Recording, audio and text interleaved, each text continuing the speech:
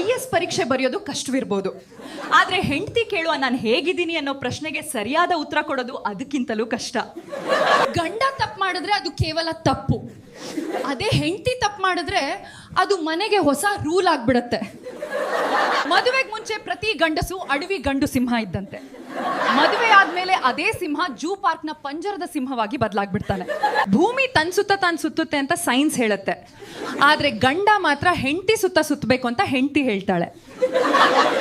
ಮೀನ್ ಹಿಡಿಯ ಗಾಲ ಹಾಕಿ ಗಂಟೆಗಟ್ಲೆ ತಾಳ್ಮೆಯಿಂದ ಕಾಯ್ತಾನೆ ಗಂಡಸು, ಆದ್ರೆ ಹೆಂಡತಿ 5 ನಿಮಿಷದಲ್ಲಿ ರೆಡಿ ಆಗ್ತೀನಿ ಅಂದ್ರೆ ಮಾತ್ರ ಅವ್ನ್ ತಾಳ್ಮೆ ಸತ್ತೋಗುತ್ತೆ. ಹೆಂಡತಿಗಿರೋ ಸೂಪರ್ ಪವರ್ ಏನ್ ಗೊತ್ತಾ? ಗಂಡ ಏನು ಮಾತನಾಡ್ದಿದ್ರು ಸಾಕು, ಅದ್ರಲ್ಲೂ ಅವಳು ತಪ್ಪುಡುಕ್ಬಲ್ಲಳು. ಕೆಲವು ಯುದ್ಧಗಳನ್ನ ಒಬ್ಬನೇ ಎದುರಿಸ್ಬೇಕು, ಯಾಕಂದ್ರೆ ಅಲ್ಲಿ ಸಹಾಯವಲ್ಲ ಧೈರ್ಯವೇ ದೊಡ್ಡ ಆಯುಧ. ಕಿರೀಟವನ್ನ ಎಲ್ಲರೂ ತೊಡಬಹುದು, ಹಾಗೆ ಮರಿ ಕಪ್ಪಗಿದ್ರು ಕಾಗೆಗೆ ತನ್ನ ಮರಿ ಜಗತ್ತಿನಲ್ಲೇ ಅತಿ ಸುಂದರ. ಹಾಗೆಯೇ ನಮ್ಮ ಮಕ್ಕಳು ಮತ್ತು ವಸ್ತುಗಳು ನಮಗೆ ಯಾವತ್ತೂ ಶ್ರೇಷ್ಠವಾಗಿ ಕಾಣುವುದು. ಪ್ರತಿ ವೀರನು ಒಂದು ಕಾಲದಲ್ಲಿ ಸಮಸ್ಯೆಗಳಿಗೆ ಕುಸಿದವನೇ, ಆದ್ರೆ ಸೋಲೊಪ್ಪಿಕೊಂಡವನಲ್ಲ. ಕೆಲವು ಕಥೆಗಳು ಮುಗಿದ ಜಾಗದಿಂದಲೇ ಹೊಸದಾಗಿ ಶುರುವಾಗ್ತವೆ. ಹೆಂಡತಿಯನ್ನ ಅರ್ಥ ಮಾಡ್ಕೊಳ್ಳೋದಂದ್ರೆ ಪೂರ್ತಿ ಚೈನೀಸ್ ಭಾಷೆಯ ಪುಸ್ತಕ ಓದಿ ಕನ್ನಡದಲ್ಲಿ ಎಕ್ಸಾಮ್ ಬರ್ದಂತೆ. ನಿಮ್ಮ ಕಣ್ಣಿನ ಬೆರಗು ಮಸುಕಾಗದಿರಲಿ, ಮನಸ್ಸಿನ ಮೋಡಗಳು ಕರಗಲಿ.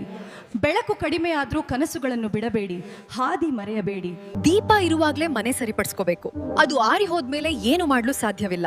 ಸಮಯ ಮತ್ತು ಶಕ್ತಿ ಇರುವಾಗ್ಲೇ ಜೀವನದಲ್ಲಿ ನೆಲೆ ನಿಲ್ಬೇಕು. ಜಗತ್ನಲ್ಲಿ ಎನ್ನದೇ ಬಾಂಬ್ಗಾದ್ರೂ ಟೈಮರ್ ಇರುತ್ತೆ, ಯಾವಾಗ ಸಿಡಿಯುತ್ತೆ ಅಂತ ಗೊತ್ತಾಗುತ್ತೆ. ಆದ್ರೆ ಹೆಂಡತಿ ಅನ್ನೋ ಬಾಂಬ್ ಯಾವಾಗ ಯಾವ ವಿಷಯಕ್ಕೆ ಸಿಡಿಯುತ್ತೆ ಅಂತ ದೇವ್ರಿಗೂ ಗೊತ್ತಿಲ್ಲ.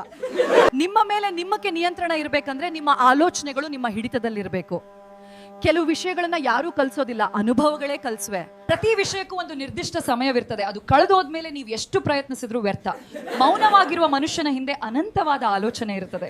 ಉದ್ಧಾರವಾಗ್ಬೇಕು ಅನ್ಕೊಂಡವನಿಗೆ ಪ್ರತಿ ದಿನ ಒಂದು ಅವಕಾಶ, ಹಾಳಾಗ್ಬೇಕು ಅನ್ಕೊಂಡವನಿಗೆ ಪ್ರತಿ ಅಡ್ಡಿಯೂ ಒಂದು ಅವಕಾಶ. ಕೆಲವು ಸೋಲುಗಳು ನಮಗೆ ಬೇಕಾದನ್ನು ಕೊಡದಿದ್ರೂ ಇಲ್ಲದೆ ಬದುಕುವುದನ್ನ ಕಲಿಸ್ತವೆ.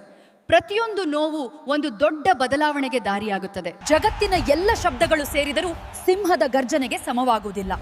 ಸಾಧಿಸಿ ತೋರಿಸಿದ ಮೇಲೆ ವಾದ ಮಾಡುವ ಅಗತ್ಯವೇ ಇರುವುದಿಲ್ಲ. ಸಮುದ್ರದ ಅಲೆಗಳು ತೀರದ ನಡುವಿನ ದೂರವನ್ನ ಅಳಿಸಬಹುದು, ಆದರೆ ಒಡೆದ ಹೃದಯಗಳ ನಡುವಿನ ಕಂದಕವನ್ನ ಯಾರೂ ಅಳಿಸಲು ಸಾಧ್ಯವಿಲ್ಲ. ಗೆಲ್ಲಬೇಕು ಎಂದು ನಿರ್ಧರಿಸಿದವನಿಗೆ ಪ್ರತಿಯೊಂದು ಒಂದು ಕಾರಣವಾಗಿಯೇ ಕಾಣ್ತದೆ.